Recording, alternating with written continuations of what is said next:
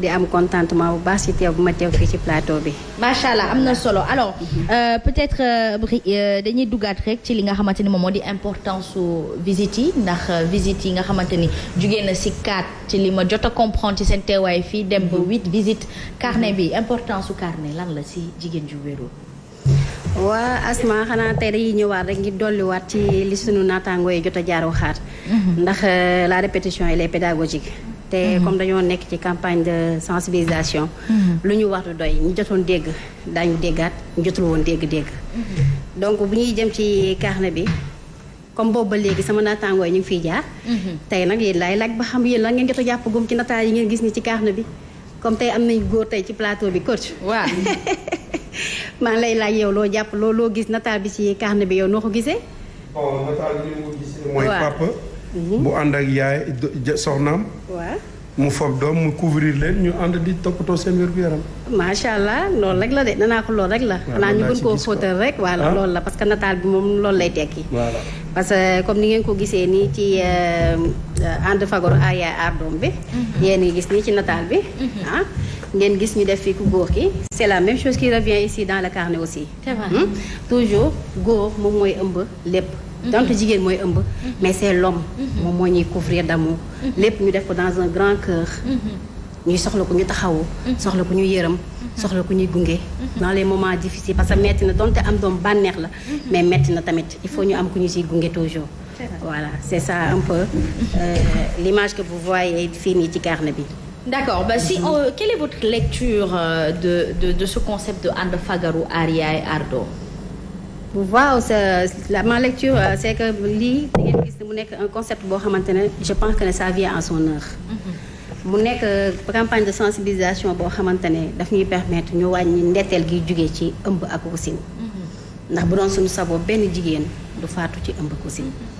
parce que ñun suñu fierté mooy topp jigéen parce que sage-femme liggéeyam dis na. dañoo dénk ñaari bakkan. ñu topp yaay di topp doom. donc suñu fierté yépp mooy ñu topp ko ba mu wasin ci jàmm ñëw indilaat ñu bébé bi. satisfaction bi ñu ciy am loolu suñu borom rek lañ ko moo ko mën a xam daal. voilà donc ñu def ko ci ndimbaloo baay ak maam. parce que dañoo seetlu ne papa ji dafa am doole loolu nag ci kër. parce que bi ñu defee ay xayma def ay enquête dañoo gis ne borom kër gi moo occupé la première place sur les décisions à prendre par rapport à la femme. tey jii bu jigéen bi feebaree war a dem hôpital papa ji mooy joxe mu dem. bu waree jënd ordonnance tamit papa ji mooy joxe kon mënuñoo def un concept comme ça te boolewuñ ci baay bi. maam ji buñ ko waxee buñ nee maam rek c'est la famille c'est la société. donc le mot ànd fii y a pas un mot boo xamante ne c'est anodin yëpp a ci am sens. le mot ànd day tekki ne ñun ñëpp c'est la famille c'est la société sont les imams sont les acteurs communautaires les communicateurs traditionnels ñoom ñëpp ñoom ñoo ci am wàll tey jii pour ñu mën a ànd fagaru ñu aar yaay aar doom ñu ëmb ci jàmm di wasin ci jàmm. C'est important alors peut-être ñu ñëwaat rek si les points essentiels. ndax gis nañ fii 8 visites soo ëmbee 7 visites soo wasinee luy seen différence pourquoi boo wasinee ba pare war a amaat visite. très bien loolu moom dinaa ci sawar ci tontu ko. parce que 8 visites yi. loolu ci biir ëmb bi la. te nag dinaa dellusiwaat ci 8 visites yi tuuti. ndax jot nañ fi jaa wax ci mais du doy. 8 visites yi faw jigéen bi pour mu mën ko am faw mu teel a jóg. jigéen bi bu wannee lool rek bu jëlalee benn weer dañuy bëgg mu ñëw kër docteur su ñëwee kër docteur su ko defee ñu saytu ko xool ne gis ne ëmb la ñu mën koo nag defal visite am jox ko carnet mu commencé topp ay rendez-vous daanaka weer bu jot dina ñëw def ay rendez-vous ci biir rendez-vous yi première visite bi dina am ay analyse yu ñu ko bindal te analyse yooyu dama bëggoon ñu gën see xuus parce que li tax ñu siy boole toujours baay bi mooy joxe ñun bu ñu bindalee jigéen bi ne ko analyse nga war def day dem yóbbu jox borom këram léegi borom kër bi bu xamul njëriñu analyse bi du ci sawar def ko ci heure ba mu ko war a defee donc ci biir analyse yi dinañ ko laaj deretam fu mu toll xool ndax dafa anémie wala anémie te loolu dafa nekk point bu am solo parce que anémie dafa nekk feebar boo xamante ne dafa bëri gàllankoor yu mu mën a indi ci biir ëmb bi. yu mu mën a indil yaay ji mën koo indil doomam. te pour parer à ça lan lañu mën a def mooy fer yi ñu koy jox fer yi dañ see war a farlu di ko jël chaque jour comme ni ñu ko waxee bu deret bi doyee. da ngay jël su deret bi manqué xëy na am na fer yu gën a fort yu ñu lay jox pour corriger anémie boobu noonu. donc daal may ñaax sama mbokk jigéen yi ñu gën a farlu ci jël fer yi. su weesoo feer yi dinañ ko xoolal deretam nu mu tudd nu mu sant ban groupe sanguin la bokk ndax ñu ngi sóoraale ëllëg bu waree am doom mu soxla ku ko may deret ba ñu teelul xam ban groupe sanguin la am dina yéexal prise en charge bi donc loolu yëpp dañ ko war a def ci commencement bi su weesoo groupe sanguin bi dañ ko xoolal hépatite bi mooy feebar bi jàpp res ndax da si am feebar yoo xamante ne bu nekkee si jigéen bi mën na koo wàll ci biir ëmb bi comme mën na koo wàll buy wasin d'accord moo tax ñu koy saytu toujours si biir ëmb bi lu mel ne que tamit VIH sida ak syphilis VIH léegi médecine am na xarañte boo xamante ne jigéen bi mën na dund ak doomu jàngoro bi ëmb doomam wasin ko te du ko wàllu feebar bi waaye loolu nag dëkk day laaj mu teel a ñëw hôpital ñu teel ko saytu gis ko mën koo jox ay garab mu di ko jël su weesoo ñaar yooyu tamit dinañ ko xoolal suukar bi ndax diabète ak ëmb àndul day am topp bu mu war a laaj pour ñu mën a bañ a indi ay faagaagal ci yaay ji wala ci doom ji donc daal en grosso modo thème bi dafa riche boo xamante ne liy duuf yëpp ci nag bi xam naa du xaj si cin bi voilà donc duñ ciy doyal ñu doggate ko mais moytu neef nag moytu neef waaw mu ko moytu neef war a moytu neef ban jeexital la am si santé wér-gu-yaramu ku jigéen kii waaw xam nga ku wax ëmb même bu ñu jógee woon ci anémie boobu ñuy wax rek si lancé boobu kese mën nañ ci war a wax lu tax ñuy moytu neef parce que umpalewul leen ne nit dafa am ay réserve le fait que ngay ëmb yi di tegaloo ngay dem saa yoo ëmbee say réserve en fer di dem maanaam deret bi sa doom day jël sa deret di defaru moom pour màgg léegi yow ëmb yi bu dee day tegaloo yow day dem ba sa yaram yow réserve yi nga amul yëpp jox nga ko sa doom defaree nga ko say doom mu dem ba indil la yow ay faagaagal yow dootoo amati wér boo talee sa njaboot dootoo amati wér boo talee sa wér-gu-yaram donc daal moytu neef toog diine sax ak si bu mu mënti doon doom da nga ko war a nàmpal ba ñaari at au moins mu def espace 2 ans soo jëlaat beneen ëmb nga jëlaat beneen ëmb su ko defee dina fekk buttu njurukaay bi moom dana wér toogaat place am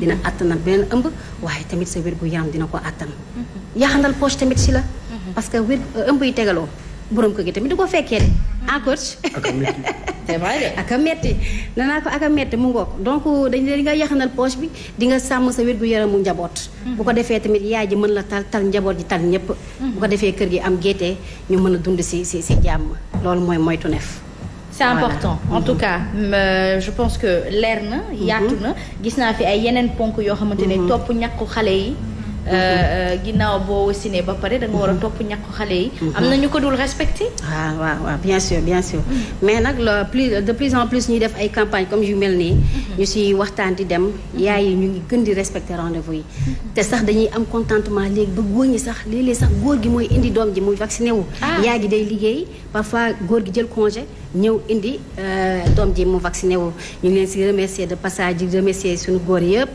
ndax yu mel noonu daal lañ bëgg c'est important yu mel noonu lañ bëgg am na ñoo xamante ni nag fagoo ñu raxasoo saabu na ngeen dañu war a raxasu ak saabu pourquoi waa set ku ne xam na ne kay nag lépp nag bunt bi mooy set ndax tey ji lu mel ne nàmpal sa doom bu ñu nee nàmpal sa doom ak wen kese yaakaar naa liy jiitu mooy set parce que li ñuy wax naan le lait maternel est un aliment prêt à l'emploi mais yow bu ko tilimal yow parce que yow miy jël sa loxo di jël sa wen di jox sa doom fexe ba ngaa ngay jël sa doom nga raxas say loxo ba mu set raxas wen bi ba mu set nga doog a jox sa doom mu nàmpal balaa ngay togg ak lépp looy mënti def yaakaar naa set bi mooy buntu lépp wér-gu-yaram moom mënuñu see wax te waxuñu set kon nag raxas loxo yi dañ cee war a gën a farlu teel see tàggat suñu njaboot ci dañ leen si teel a tàggat ku ci wàcc ñëw balaa mu lay nuyu sax nga ne ko doxal nga raxas sa loxo yi balaa nga bu ko defee au fur et à mesure dañuy màgg ak moom mu nekk une habitude c'est important gis nañ tamit wasin léegi nampal léegi wen kese ba 6 mois très bien wasin léegi nampal léegi boo ko gisee asma dafa nekk lu am solo parce que jigéen bi dans l'heure qui suit l'accouchement maanaam bu wasinee léegi war nañ ko jox doomam ak foo mënti accoucher man je me dis que ne ñun ñi def visite yi ñu ngi jàllale information boobu léegi li des mooy jigéen ji ci boppam moom bu amee doom même bu ñu ko yéexee indil doomam moom na laaj bébéem na ne indil lee ma sama doom ba jox ko ween bi parce que namp bu njëkk boobu dafa am ñaari bénéfice yu mën a am ci doom bi ak ci yaay bi doom ji li mu ci mën a jëlee mooy ni mu gis nga premier soo boobu di génn te mu mel ne lu xaw a jaune nii mel ne dax loolu ñun dañ ko tënk na jàpp na c'est le premier vaccin de l'enfant xale bi bu jëlee namp bu njëkk boobu daanaka aar na ko ci feebar yu bëri parce que c'est tellement riche en nutriments c'est tellement riche en anticorps. li ci yàlla dëxëñ ci ay ngëneel kenn xamoon na mu toll. mais ñi koy sànni nag di ko tuur. ñàkk xam dafa bon. ñàkk xam asma. mais je pense que au décours de ces sensibilisations là yaakaar naa ne askan bi daañu gën a yeewu ci yooyu gën ko jël def ko moomeel. ku ci amati doom di nga ne jox ma sama doom pour faire bénéficier cette heure sacrée là. c'est une heure sacrée ñu bénéficier à nos enfants. bu weesoo doom ji yaay ji am na njëriñ ci moom parce que le fait que xale bi sex ween bi le fait que mu sucer cette action de sucer le sein là ça déclenche benn hormone dans le cerveau boo xamante ne dafay favoriser une contraction utérine su ko defee placenta bi muy ànd bi day gaaw a décoller gaaw a génn su ko defee utérus bi buttu njurukaay bi dafay gaaw a tëjuwaat su tëjoo rek dinañu mën a wàññi les hémorragies de la délivrance wala les hémorragies du postpartum wala les hémorragies rek du postpartum en général te loolu bu ñu ko xeexee rek bu ñu fexee ba loolu jeex fi ndeeteel gi jógee ci ëmb ko sin dina wàññeeku lu bëree bëri bëri. incha allah rabbi jàpp itam nampal ba 6 mois kon xale bi bu juddoo ba nu muy amee 6 mois kenn war ko jox ndox kenn war ko jox li nga xamante ni moom moo di ab lekk keroog nag sa nattaango bi ñu fi ñëwee nee nañu ween wi njëkk. booy jox xale bi ween muy nàmp c'est normal soo bi njëkk génn ndox gi moo ci ëpp. donc dafay léger. il faut que mu nampal ko ba xale bi géex si benn ween boobu. bu ko defee fexe na ba lekk meew bu dëgër gi. voilà ni ma ko waxee du noonu la dañuy ñëw pour gën a leeral rek. waaw c'est tout à fait normal donc bu ñu nee nampal ba juróom benn weer liñ ci séntu mooy c'est sûr que ne le lait maternel c'est un aliment complet.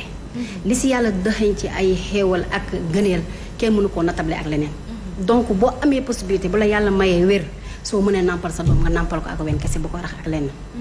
te nampal bi dañuy bëgg xale bi nga di ko nampal ak benn ween kese ba mu jeex tàkk soo koy nampalaat nga jox ko beneen ween bi. lu tax loolu mooy li nga wax léegi ndax booy doog a commencé nampal li njëkk da ngay gis day ndoxe tey jii boo doon nampal sa doom jël soow bi di ko xool li njëkk génn day ndoxe. c'est purement fait d'eau et de sucre. mooy jiitu daanaka xale bi bu maroon dana màndi dana naan léegi bu demee ba ci digg bi da ngay gis mu commencé far léegi far boobu xam nga la mooy commencé dugg les protéines mooy birig booy tabax. birig la sunu borom dafa kéemaane ko yàlla dëxëñ na lépp. wallaay yàlla dëxëñ na lépp macha allah. léegi boo demee ba ci digg bi day mel ne ay protéines yi ñooy commencé dugg te protéine boo ko déggee mooy les briques maçon buy tabax day teg ay briques léegi nag boo demee nag ba ci biir ba ci fin ba lipides yi commencé dugg li joxe énergie bi donc lépp les nutriments tout est dedans li xale bi soxla yëpp bu maree naan ndox a ngi ci ween bi su xiifee lu koy suural muy birig yaak yëpp la koy suural lay tax mu lekk nga lekk tey jii ceeb wala dara yow miy mag yëg na sa biir fees na xale bi tamit bu nampee pay loolu lay sentir li ngay yëg moom lay yëg. parce que dañ daan dégg. voilà non bu ko jox mu ndox mu naan ndax ween wi am na ndox ndekete étape par étape. étape par étape la. sunu boroom macha allah dafa kéemaane daal dafa kéemaane. c'est vrai gis nga sa doom bu yaram bi tàngee. boo buñ la mënoon a wax li nekk ci ween. ween bi sax boo ko joxee am na antalgique si biir maanaam luy seddal yaram bi. moo tax toujours sa doom bu yaram bi tàngee ñu lay wax yokkal nàmpal bi. su fekkee dafa amee jaare ñu ne la yokkal nàmpal bi. parce que tout est dedans. bu ñu koy xayma lépp ngi ci biir. tu t'adaptes maanaam l'organisme day adapté wu par rapport aux besoins de l'enfant. xale bi nu muy gën di màggee. mu commencé par exemple di for ay saleté ci suuf da ngay gis ween bi commencé na moom tam di defar ay. très bien anticorps pour xeex saleté yooyu muy for. très bien donc voilà mu ngoog daal. merci leer na nañ je pense qu'on a parcouru tous les points. et l'idéal même de ànd fagaru. aar yaay aar doom ci ndigalu baay ak maam. merci seen teewaay fi à chaque fois dafay am solo. wallaay doo ci doyal. voilà.